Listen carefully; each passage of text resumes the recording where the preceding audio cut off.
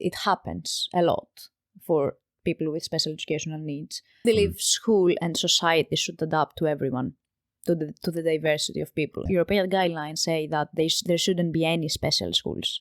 A very interesting part of this job is that mainly it is by women.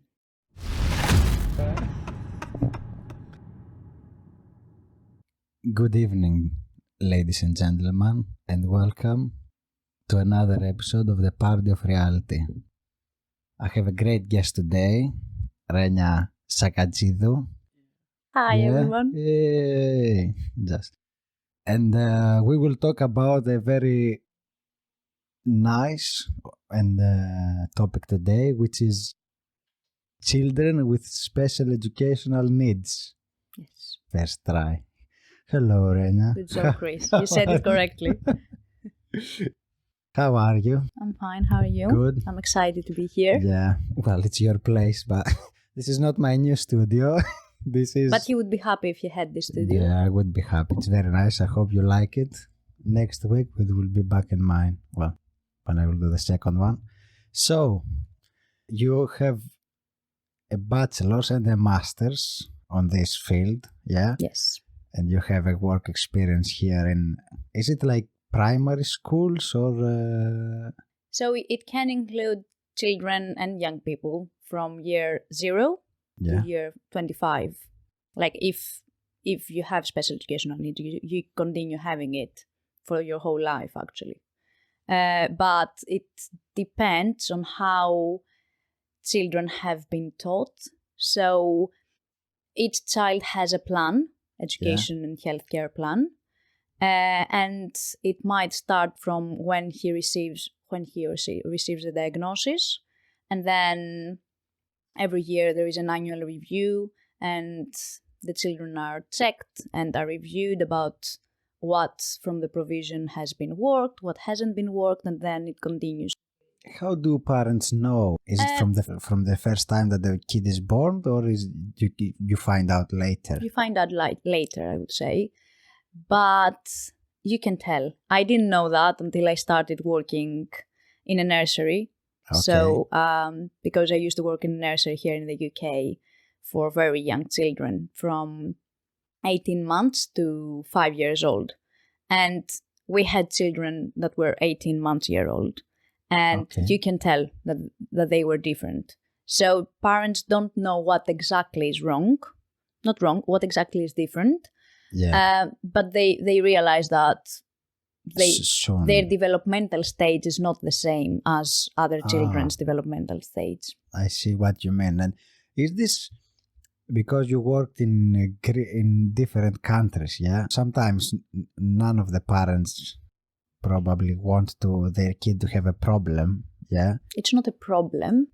Yeah, but that's what I'm saying. That's how people think, like, my kid is fine, haven't have any problem. So, do you see this here more often? Or? I truly believe that nowadays, with all the diversity and everything, everyone is different in a way. Yeah. So, everyone has kind of special needs, I would say. Okay. So, everyone learns in a different way, and of course, not everything is autistic, for example, but the fact that is this the culture though, and the fact that a lot of people are educated about these medical issues that, let's say, some kids have from a young age, is this helps like for kids to get like a proper education and like to give them the correct tools, if you want, to progress in life. It gives them the opportunity to have early education and early help, which is very important.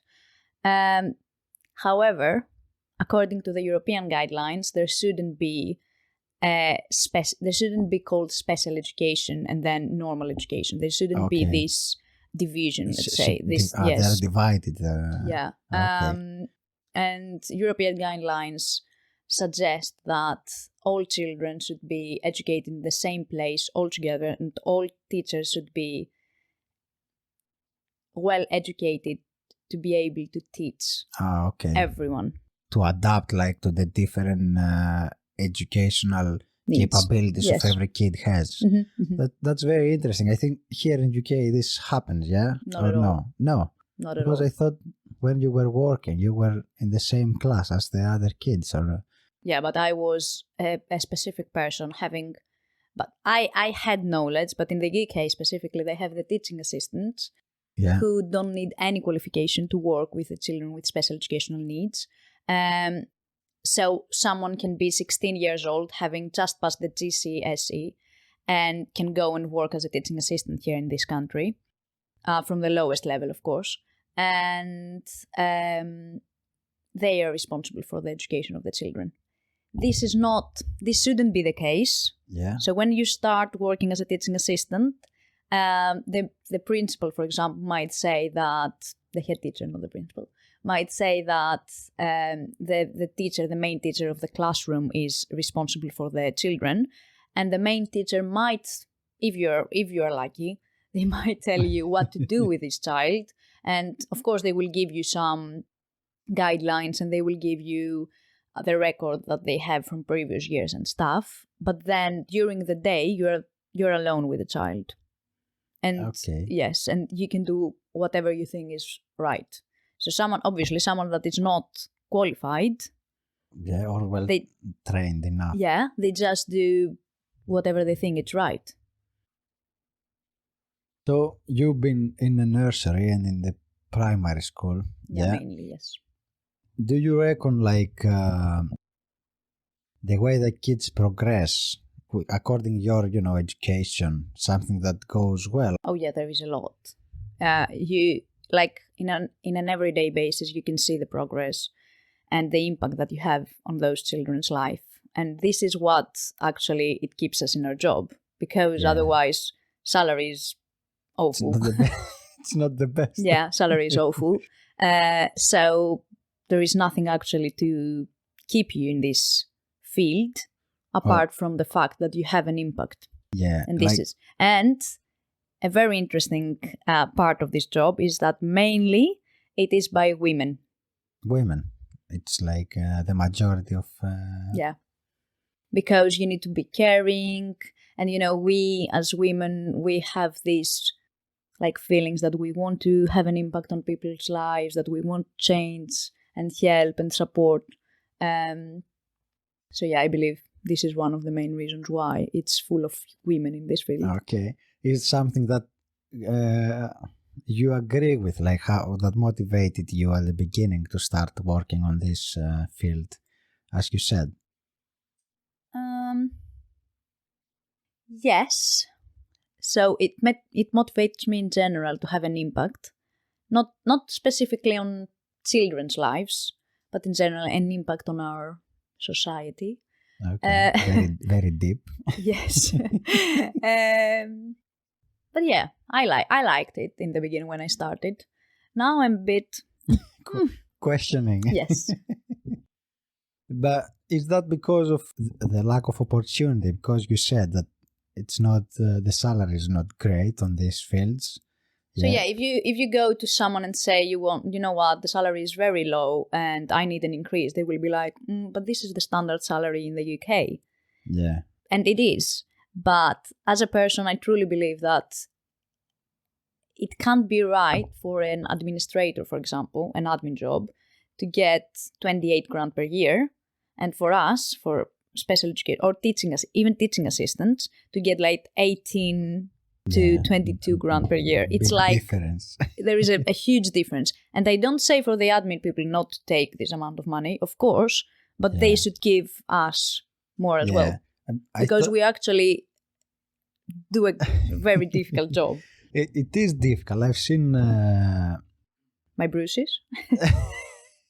Well, yeah, I know from your experience because it happens to know about your field, yeah? And having, for example, management jobs considered very difficult, and most of the time you have to do with people.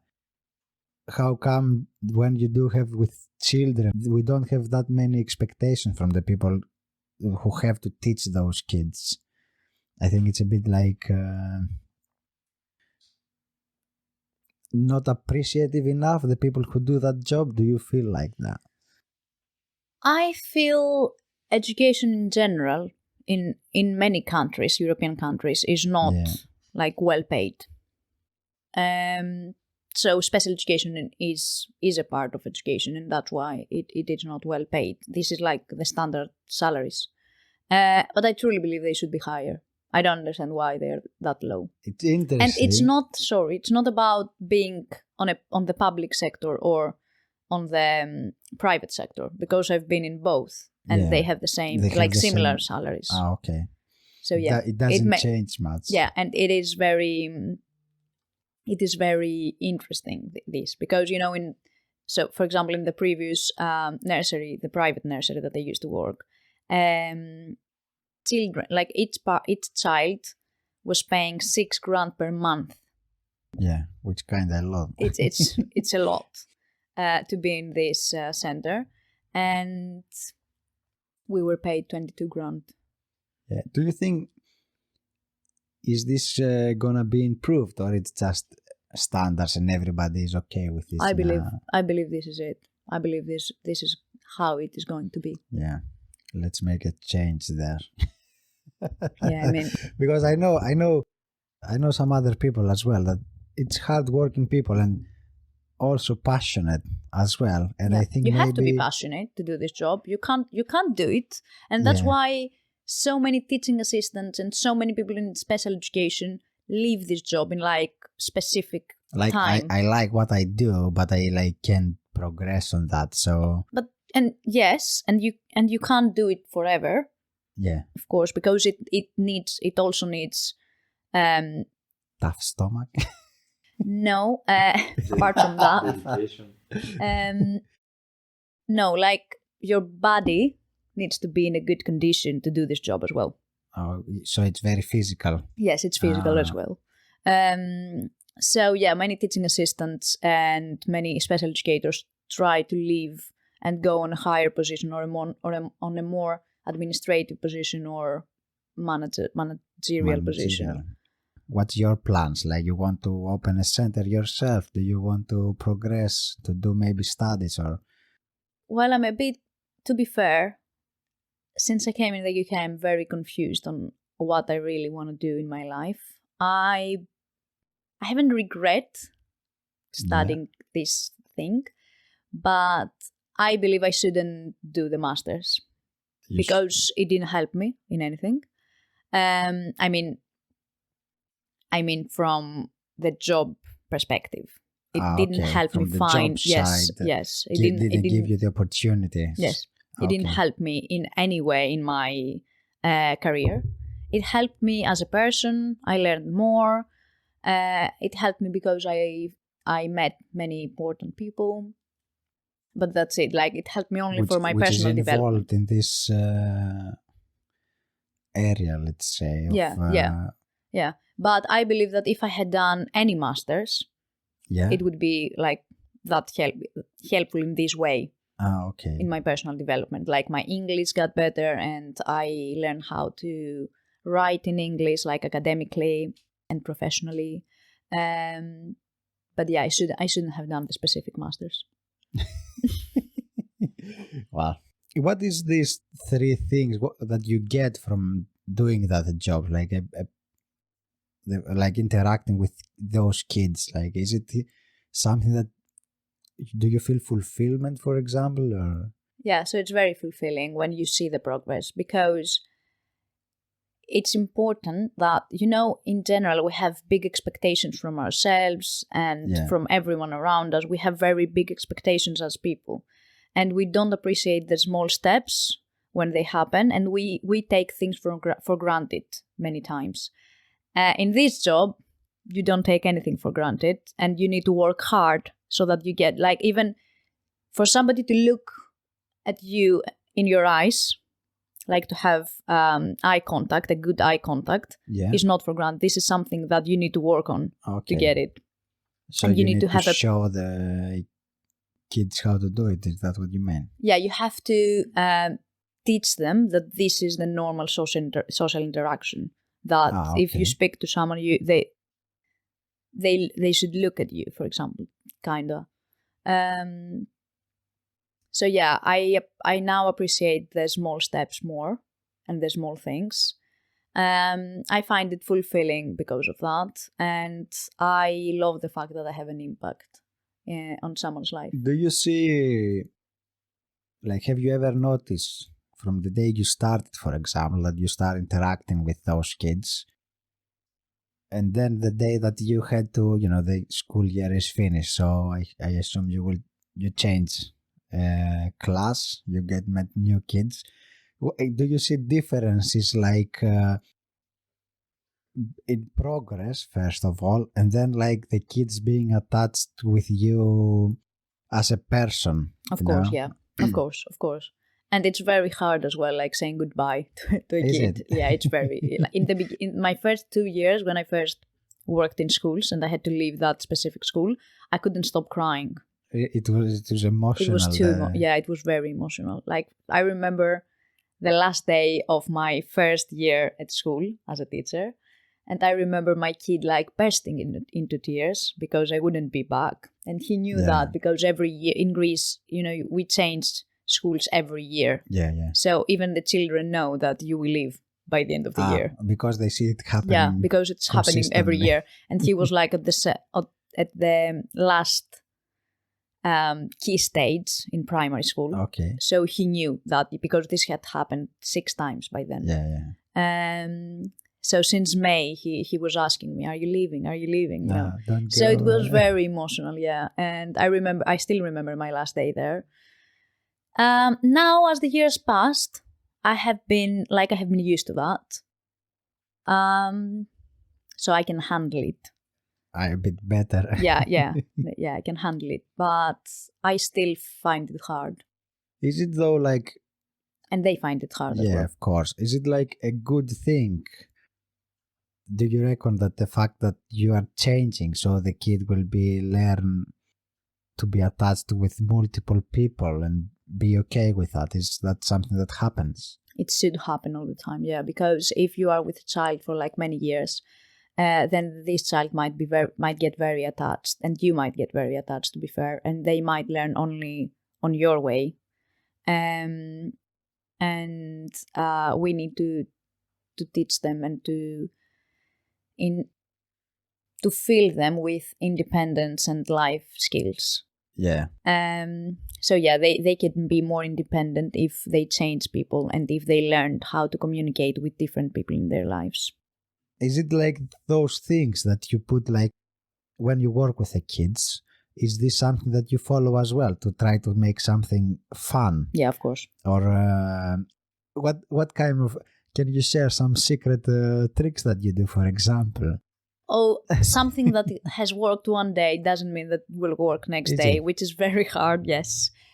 So if you come at my job, for example, and you see how is my table, how is the table that I'm gonna work, you will be like, oh my God, what's happening in this table? There might be like 10 activities on the table, and I present everything to the kid when we start the session, let's say. I present everything to the kids so that I can see what they are interested in, and then start actually teaching them, including this activity, any activity that can be. But you need to like present them many things in order to do something. But is it what the kid choose?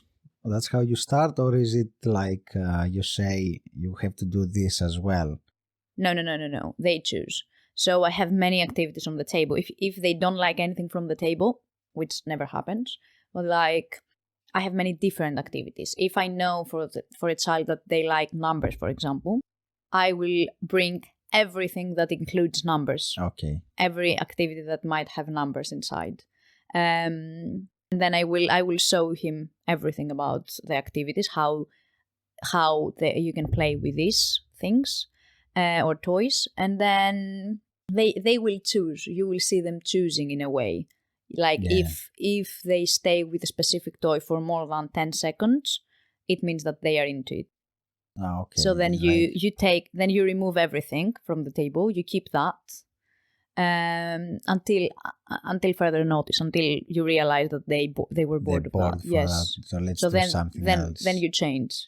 Do you reckon, like, if they feel close to you, the child, is it easier for you to do your job? Like, trust you more with the activities, let's say? Of course. Like if they don't like you, they won't like any activity. Is it? And each activity will be different with each person. So I have kids that they might like an activity with me, but they won't like it with someone else. Because it's my tone, it's the way I speak, it's my pronunciation as well, my accent, like everything. They find each person different and fascinating in a different way. And this is something that I really like. I assume there are different personalities as well. Yeah, of course. On those kids, yeah. So let's say if a kid is a bit more stubborn or get angry or, has more nerve, how do you deal with those things? Is it like a procedure or a process? It really depends. I can't say that there is a specific way to deal with that. It depends on the personality. So if a child is stubborn, I'm more stubborn. Kinda. Yeah, so they are very manipulative, those kids.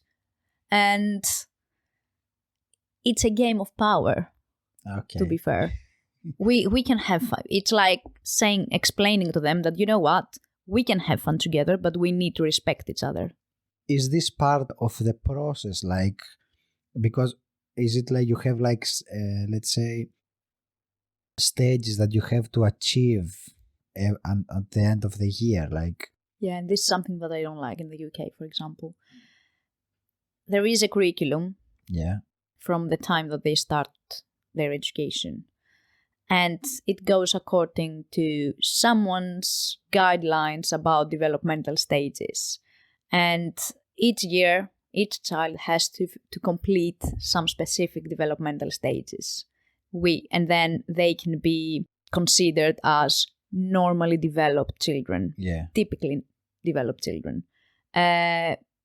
Which doesn't make any sense to me, to be fair, because everyone has their own pace. But yeah, anyway, you have to tick these boxes when you change stage and class. What would be, let's say, a more efficient way for those kids to learn or adapt? What would you think would be more helpful? I believe school and society should adapt to everyone, to the diversity of people. And when I say diversity, I don't only mean children with special educational needs. I mean everyone. Everyone are diverse in a different way. So I believe that the community should be developed and done, let's say, in a way that it should include everyone in here. Everyone should be equally included in everything. They should be respected for what they are, without them having to adapt in the society. How could this happen though? Because we need more resources for something like this to happen. No, so for example, remember that I told you about the European guidelines. Yeah. European guidelines say that there shouldn't be any special schools, and all children should be educated in the mainstream school, and everyone, like all the teachers, should be equally educated to educate children with or without special educational needs. And this actually would need less resources, because now we have two settings, special and mainstream. Okay. If we close the special settings, it means that all those staff will be able to move to the mainstream schools. And then we will not need two settings. We will need one setting to be able to accommodate everyone. But do you reckon on this, let's say, because sometimes maybe kids with special needs have like some crisis, and that maybe slow down the process? Everyone should respect that. So when they have the seizures, that's how we call them, or the tantrums. Seizures. I believe that because this is something that it happens a lot for people with special educational needs, and everyone should understand that and should respect it and should come in contact with this, so that they know that this is part of the world actually. And to know how to react, you mean, if something happened, to be able to understand and not being and shocked. not give them that look like, oh my God, what's happening? What's happening? Yeah. This one actually, I agree with that. Like the lack of awareness that some people have. I mean, I understand it because it's not the fact that you find them freak like most of the times. It's the fact that you don't know how to help. Yeah, exactly. Even if a person has a heart attack in front of you, you won't be able to react. Like in the beginning, you will be shocked. Sometimes the smallest things might help a person who has a heart attack or a person that has a seizure, as you say. Like, because I assume... you might put yourself in a risk if you go and try to help sometimes. If, let's say, we put those kind of activities, as you say, in the school, maybe kids will develop this culture of knowing what will happen. Do you reckon it will help? If they link. If they link together, yeah. Yeah, I truly believe it will help. But the thing is that mainstream teachers do not want that. Because to be fair, I understand them. It's already hard teaching 25 children, normal, I don't like this word, but yeah, anyway, neurotypically developed children.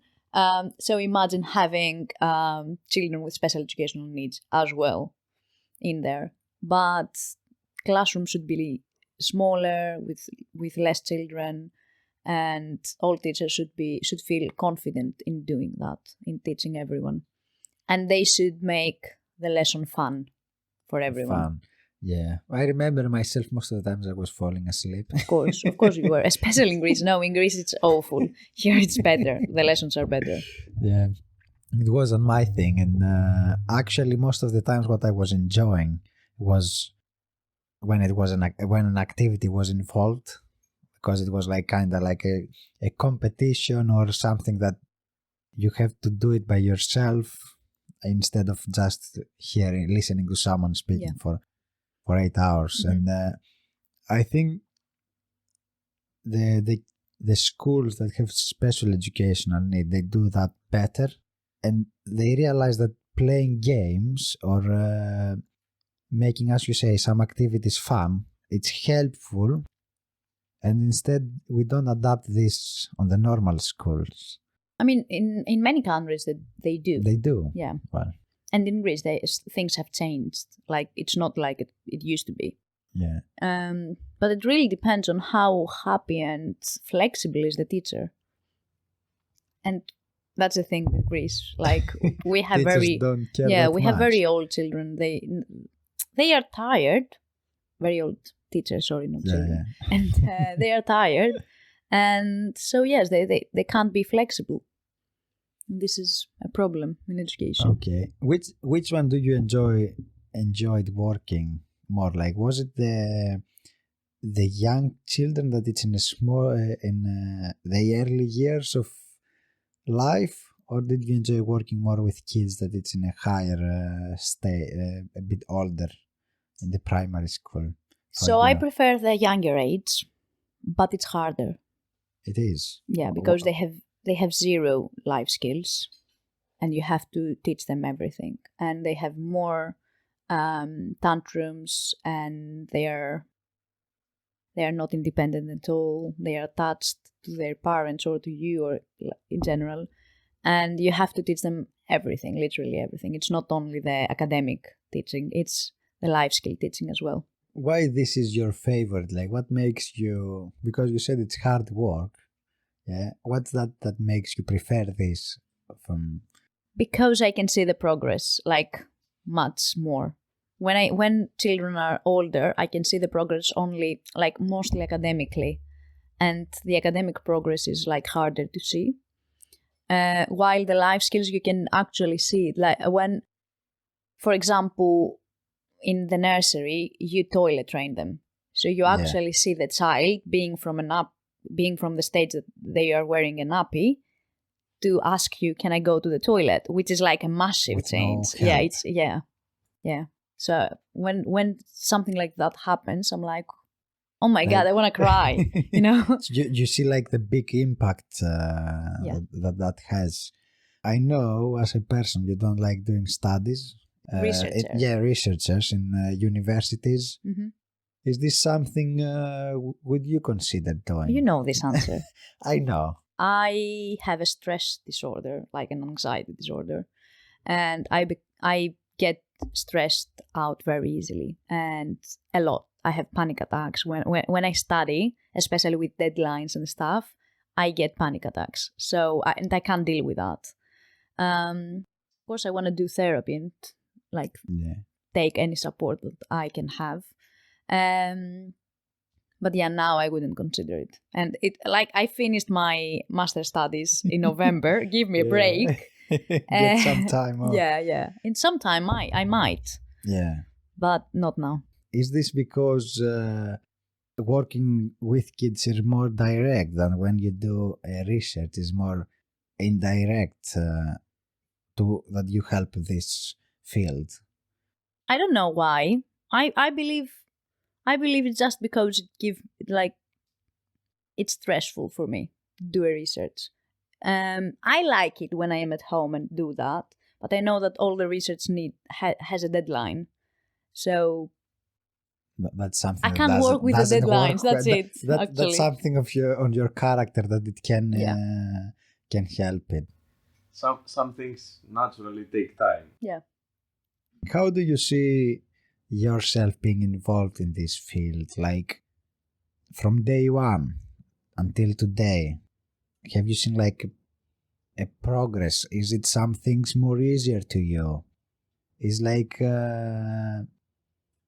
some things that you have been experienced, so it's easier to deal with this? Absolutely, yes. In the beginning, I didn't know what I'm doing. Like I completed my studies and I started working in schools, like immediately. So I had no idea what I'm doing. And this is actually hard for the children. And personally, I feel guilty when I don't know what I'm doing. And I felt very guilty in the beginning because I didn't know if I actually helped those children. So after these years, I've realized that I actually help them all the time because my intentions are good. So I always try to find my way somehow. So I help them a lot. And I'm very good at my job, to be fair. The best one? Yeah. I truly am. And I believe that I have managed to deal with my feelings and my emotions while I am in this job, because it's a hard job. Yeah. And you will see when you are in a school with special educational needs children, or in a clinic, or in anything, in a mental health hospital, you will see all the employees crying a lot. Yeah. And you will see them like needing their time. During lunch, nobody speaks. It's a very stressful job. And I've managed to deal with that, so I'm not like that. So since after the second year of working with the children, I've never cried again. Like you separate your personal feelings from the work feelings. Yes. It's something that you say that if my personal feelings involved, I won't be able to help the children as much as I can. Yeah, because if children don't treat you, let's say, well, it's not personal. It's just their way of expression.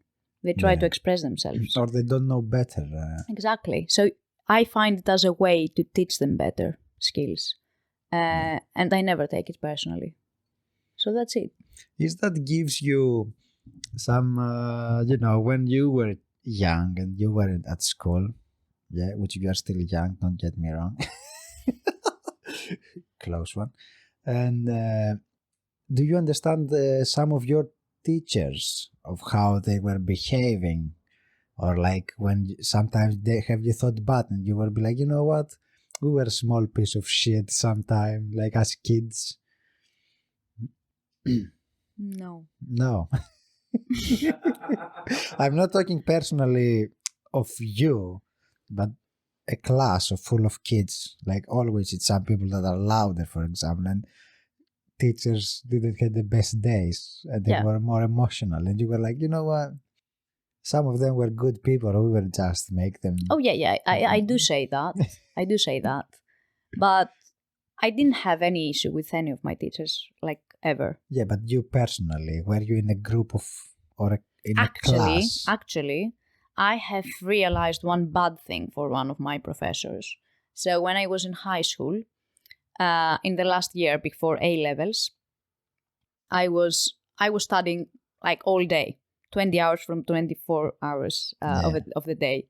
And I knew like ancient Greek because we were giving exams for ancient Greek. And I knew a lot because I had studied a lot. And then one day, one of our teachers said something and she was saying many wrong things. And she said something and I was like, no, this is not correct. And I actually told her. And she was like, no, this is correct. Did you expose her in front of the class? In front of everyone. God damn. In front of everyone. What was your intention? Just to say that wind this her is up? Not wrong? No, but there were some children that didn't go to the, the after school school that we have in Greece. So if they didn't know what was the correct thing, they would believe that she was right. So they would never find what's the correct answer on that question. So in the exams they would write something which was wrong, exactly. But in their heads? Yeah, and they wouldn't. It's correct. Yeah, and they actually wrote it on the notes. So it was an ancient Greek. It was a text in ancient Greek, and we need to translate it. And I knew the translation. Yeah, because you did it. I did in the after school. And she said a whole sentence like wrong. I'm like, Mrs. Whatever. Let's not expose here. Did you be like British way? I do apologize for having to bring that up. No, I actually raised my hand and she didn't give me, she didn't say, okay, speak. She was like, not now, Renia. No, I raised my hand. She ignored me. And then I was like, actually, Mrs. Whatever. Mrs. I Smith. believe it's, the translation to this line is this. She was like, no, it's not. Was it like kind of arrogant? Yeah, she was. I'm like, I'm pretty sure it is. And then she continued saying her things and I continued saying my things. And then when that lesson finished, I went to all of the children that didn't go to the after school and I was like, guys, change your notes. It's wrong. Did you said that to the after school? Yes. Yes, I said. And they started laughing. And the thing is, what I've realized now that I am like a teacher is that you always need to admit your mistakes. Yeah, because we are humans after all. Yeah. And we are doing mistakes. So it's okay to say to your students that you know what, I didn't think about it very well. You're right.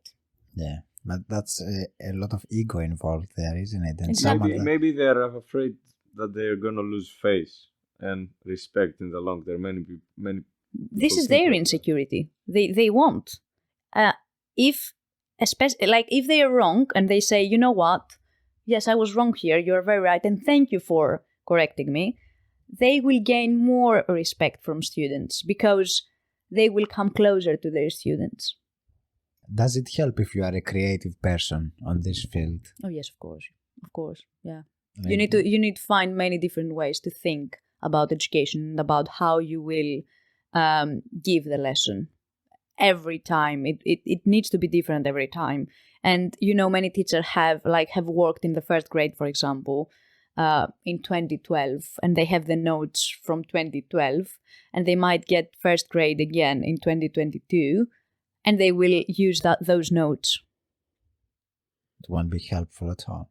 No, they can read them, but they need to adjust their lesson to the needs of the children that they have now and to the needs of nowadays.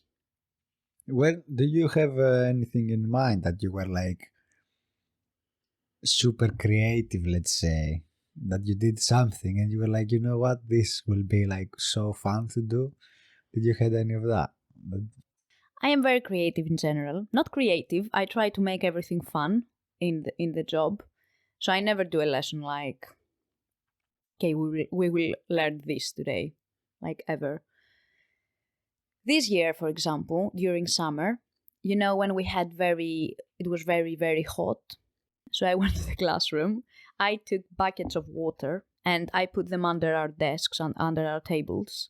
and we all, like all the students and I, we took off our shoes and our socks and everything, and we put our feet in the water. And whenever we were doing something, they were doing something correctly, we were doing splashings. And they loved it. They were like, wow, splash, splash, splash, splash, and things like that. And then they liked the fact that they would go out of the water and then their feet would remain on the carpet. Yeah. So they liked this as well. You could see your footsteps. Yes, the footsteps, yeah. So yeah, anything I can think of. Like I go in the morning in the classroom, I'm like, what can I do today? Yeah. Painting, like anything. And I do messy things. Yeah. Like, and I never wear white at my job. No white, only black. Yeah, only black. Fade. Yeah. Then is this from what but you I work say? With young children. Yeah. It is different. But this one, the fact that you use your creativity, it helps you in your job. Sometimes it does, but with certain children, I can't create bond, but not all children like me. Yeah. Because I'm very hyperactive, and some children are very hypoactive. They don't want to do anything. Yeah, they just want to have very relaxed conversation. They don't like my tone because I scream a lot. Like when they do something correctly, I might be, yay! And some children are scared. I was now. Yeah. Me too, but I can't say, Yeah. So do you adapt on those kids? Like, do you try to do less activities? I try, but sometimes it just, we can't be liked by everyone. Yeah. This is like the everyday life as well. So sometimes when I work with kids, I try my best, but then if they prefer working with someone else, I explain to them that this is okay. You will like some people in life, you will like some people, and you will not like that much some other people. So it's okay. Mm-hmm. But you need to exist with all the people. Yeah. Just to get an idea of how they interact. Do you have a specific kid from the start of the year until the end of the year? Or do you swap between 2 or 3 kids? So I have 3 kids, 3 to 5. 3 to 5, okay. In a week, in 10 sessions. And it might change all the time. I don't have specific children. It changes all the time. Yeah.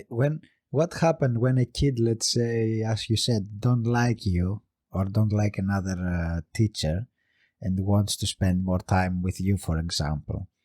I personally might include that kid with my kid and the other teacher so that we all together do something in a group. Like team activities. Yes, but they need to be interact with their teacher. And I will exist in the same table, but they need to interact with their therapist. Is ever happened like the teacher, let's say one kid ignoring you completely and pay attention to the other teacher on the same table? No, the only thing that happened once was when we came back from Easter holidays. I used to work with a specific child that I didn't have him in the last semester. And when they first came in the center, he saw me. The teacher was with him, so she was holding his hand, and he came straight to me and he was like, hugging me and didn't leave me. But it's normal because he was used to me. It wasn't because he wanted to be with me or he didn't want the other girl. It was because he was just used. That was the normal thing for him. Yeah, he was familiar with me. How do you see, because I assume since you have spent a lot of time with the kids, like what's the deal with the parents? Because this one probably it's a big factor as well, how parents see you as a teacher and how they interact with their kids. Parents is a big sector in our job, and there is a lot of beef in this. Beef. Oh my god, we got spicy. Welcome, guys. Yeah. So I don't know why, but most of the times, instead of working in partnership with parents, we always come in an argument with the parents, and I believe that none of us, like not the teachers, but not the parents as well, they don't understand each other's perspective and each other's side. And in my opinion, I believe that we should have good relationships with the parents. And because at the end of the day, they are the ones that are with the children all day and all life. And they know better. What's the main issue that you are facing with parents? What's like the... There's so many things. Parents have their perspective about specific behaviors, and sometimes they don't want to admit some things. Okay. So there are days that we might have seen something with the children. For example, I had a child that was scratching himself. Yeah. And he was scratching himself and others even when he was excited and happy. And we said that to the parent because it's a factor of risk, let's say. Okay, you might scratch and... Yeah. And they said, no, he's never done it. He never does it. That's very interesting. Yeah, and we were like, if we tell you that he does it, it means that he does it. At other times as well. Yes. Or there are parents that, for example, when we do toilet training, they might, and that this child might have zero success in the center with toilet. So they might have accidents. And the parents say, he always uses the toilet with us, which doesn't make any sense. Yeah. How can you do it for 8 hours? And then if you try to have a deeper conversation with them and like try to ask more things, they will say, oh, actually, I ask him, do you want the toilet? Do you want the toilet? And I get him every 5 minutes to the toilet. So it's not the same, obviously. Why do you think they do that though? Like, because they want to advocate for their children. Like, say good things about their children. They want to feel that their children do things good, do things well. But they do. When we as professionals want to see their kids doing good things. Yeah. We are not against them, we are with them. And they should see that, and we should see that as well. Could it also be ignorance sometimes? Yeah, and sometimes it's like when they go to interpret things differently. Yeah, and sometimes it's like when they go to a special school and they pay for a special school, they think that things will change in a day. And if they don't see the progress, like very quickly, and I get that, it must be very hard being with a child like in this age with so many difficulties, like all day. It must be very, very hard. Like we have a child that runs all day, like he's running all the time from one side to another side, and he hits the wall. And hits the wall to stop or just punching the wall? He likes this, the sensory feeling. So yeah, I believe this is hard for the parents because he might smash things, and after sometimes you are like, oh, I've had enough, you know. And I get it. They want to see the change very quickly, but they need to be realistic. Well, we talk about the parents that it's a bit more, hard to work with. Are the parents that they don't know, let's say, and they are willing, they asking questions like, how can I do this better? Like, what if I see something, how I should respond? Like, they ask for advice. Is this happening, and how do you interact with these situations? Yeah, it's happening a lot. And we should provide them with training when they ask for training. But professionals shouldn't see themselves as the experts. Parents know better sometimes. We don't recognize that. And this is a very narrow line between parents and how do you understand that? Understand what? That you say that parents sometimes know it better. So many times we don't know why a child behaves in a certain way, but if we ask the parents and if we take their advice, they might know something better from home, that something has happened from home. For example, we had a child that became very aggressive in a week, very suddenly. And we were like, what's happening? And we forgot to ask the parents if something has changed. And then one day I personally gave the child to the parent, like at the end of the school.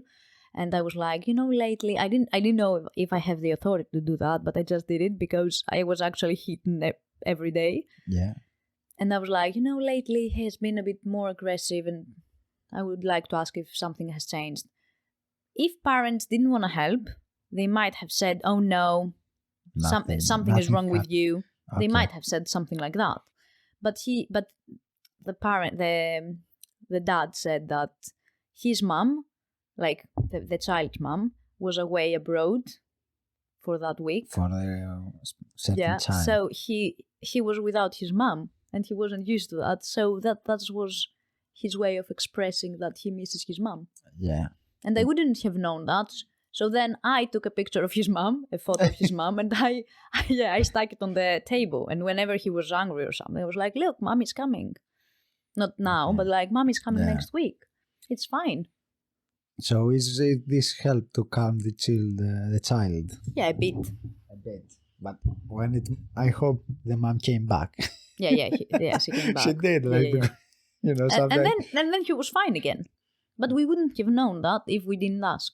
Can you recognize the difference in between kids when the parents try to help the kids and when parents is more like leave them or put them aside?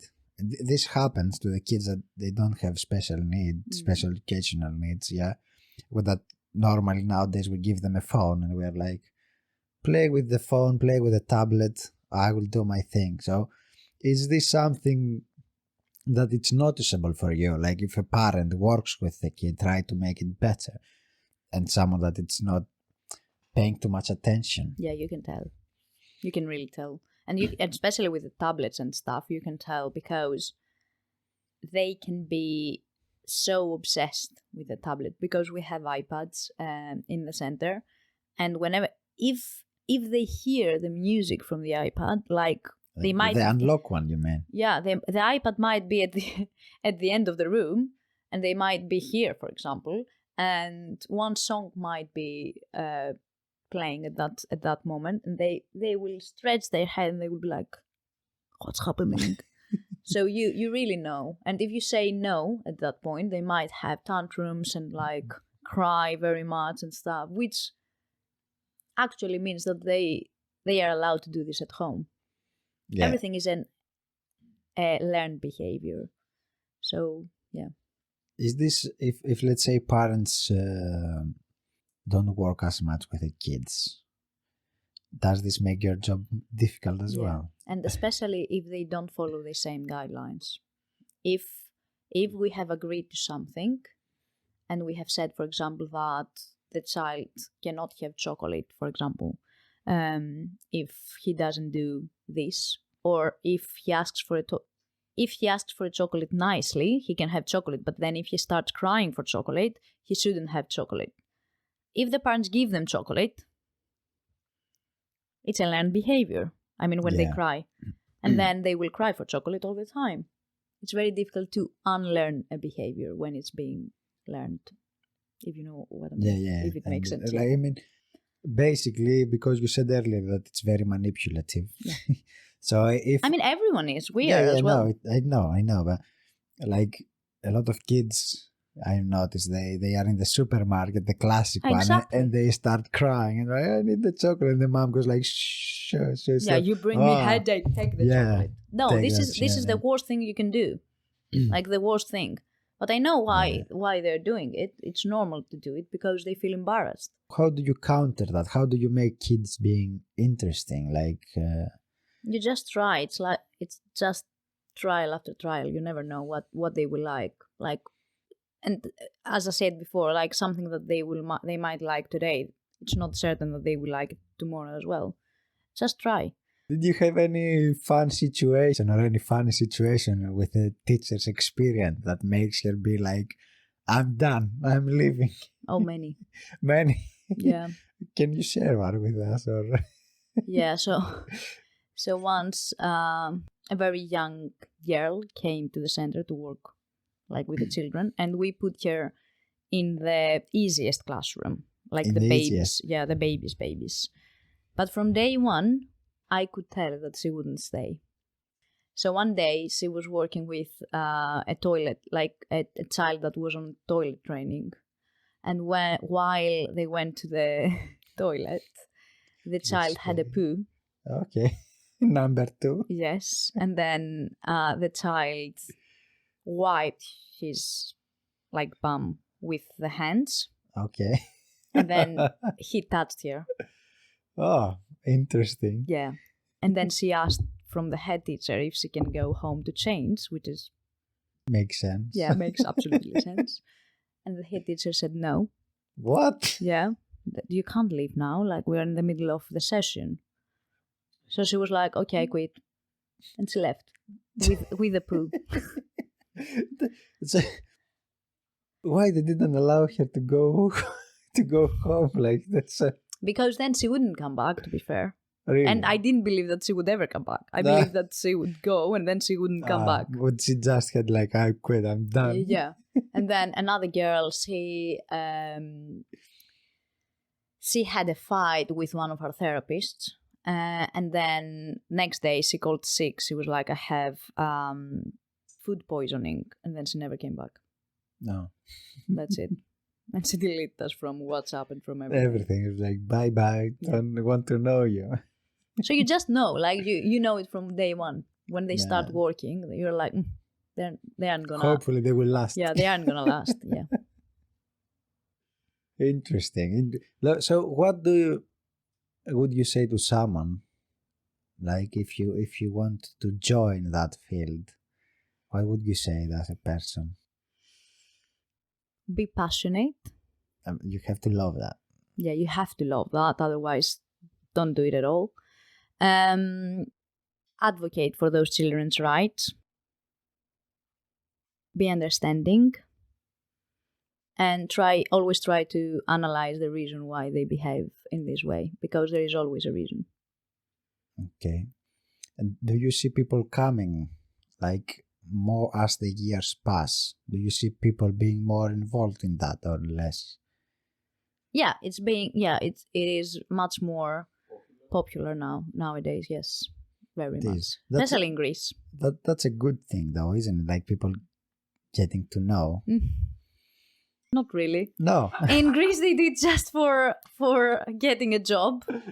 They just do it because they want to be in schools to work, because we have unemployment.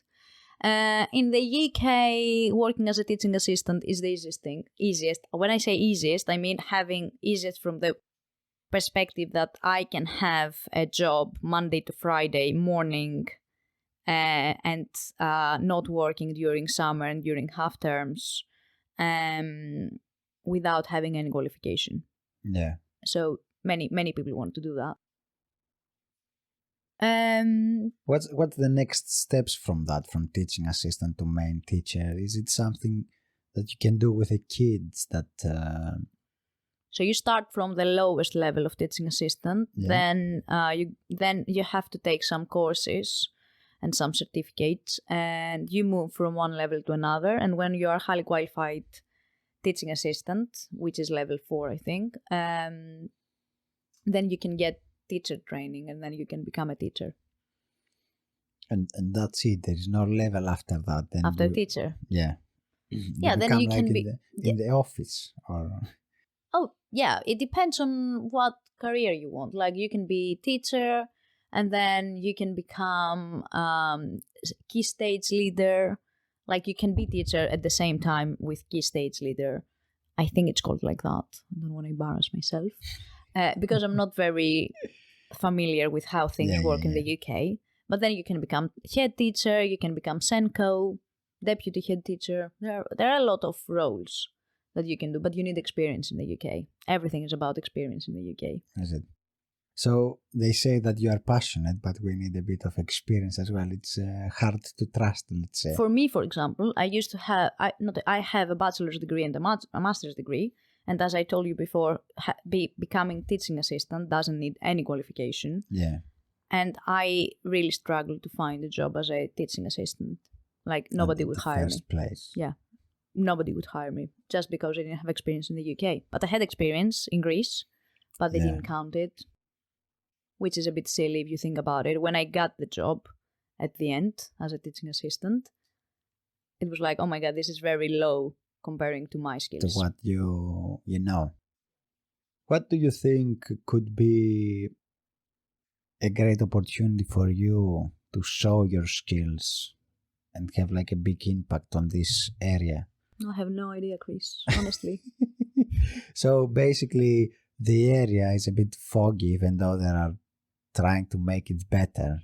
They don't know exactly how to... I don't think they're trying to make it better. Oh, okay. That's not the best thing to hear, is it? Yeah, I believe it is what it is. But I think that's not only your opinion. It's a lot of people struggle. Yeah. Yeah. If you read research about teaching assistants and SEN teachers and compare them with research from teachers, mainstream teachers, you will see a huge difference. They have so much burnout, teaching assistants and people that like deal with children with special educational needs have huge burnout and many like mental issues. It's not because of the job only. It's because they feel that they're not appreciated and recognized for what they do. You put a lot of effort in your day job to create the fun activities and how you can make things better, and also you build this understanding of the kids' behavior. Is that make you as a person like better or capable of understanding behaviors from other people, even though they are being hidden? Absolutely. And something else also that I have come through because of my experience is that I can recognize who has a disorder or not. Is it? Yeah, like in every person. When a person speaks, I try to find what disorder they have. Like it comes automatically. It comes automatically. I can't help it. And it's a bit bad. Yeah. It's like kind of certain, like comes like quickly without even like you trying. If a person speaks in a certain way, I will be like, what does he have? Okay. But not in a bad way. Of course, in a good way. Is it curiosity then? Like, do you have any... No, it's just a realization. Okay. I realize, this must be it. Okay. So you don't ask questions on that to try to make sure No. I never ask people if they have something, of course. If they have a diagnosis. Most of them don't. And they don't even know that they might have a special need. But yeah, I think I can recognize when someone is different in this way. And I always try to justify how they behave. Okay. And do you be understandable when things like this happen? Like you're like, well, this probably happened because of this reason or that reason. Yes. Certain behaviors. But then this doesn't mean that I accept it.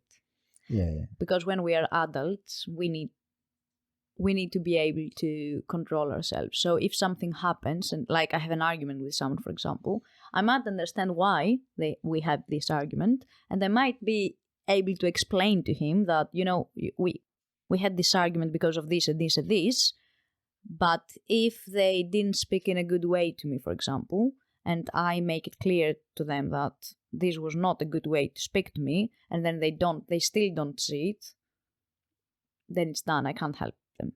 You know what I mean? Like I know why.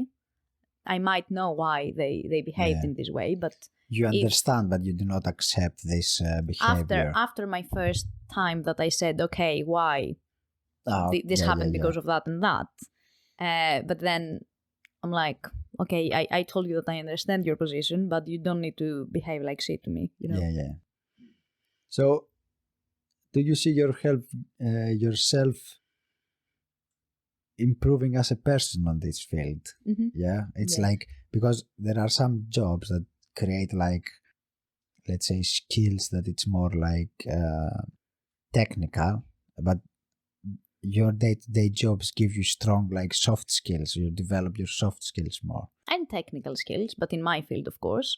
But yes, and as I told you before, the best thing that I have learned two best things that I have learned is to control my feelings. Yeah. And like, I know, to control my feelings at my job, not outside of the job, and to see the small steps and to realize that this was a small step, but was a huge progress. And to appreciate it, not take it for granted. Not taking life for granted. I think this probably gives you the more enjoyment, the fact that you are able to appreciate that. Yeah. Gives you also gives you peace, like being able to sit somewhere and be like, look, I have some issues in my life, but I could be way worse than that, and that makes you stay relaxed and appreciate. So it's fantastic. Thank you guys for listening. I hope you enjoyed. It was Renia Sakatzidou with me today, and have a lovely evening or the rest of the day. Thank you. Bye. Bye.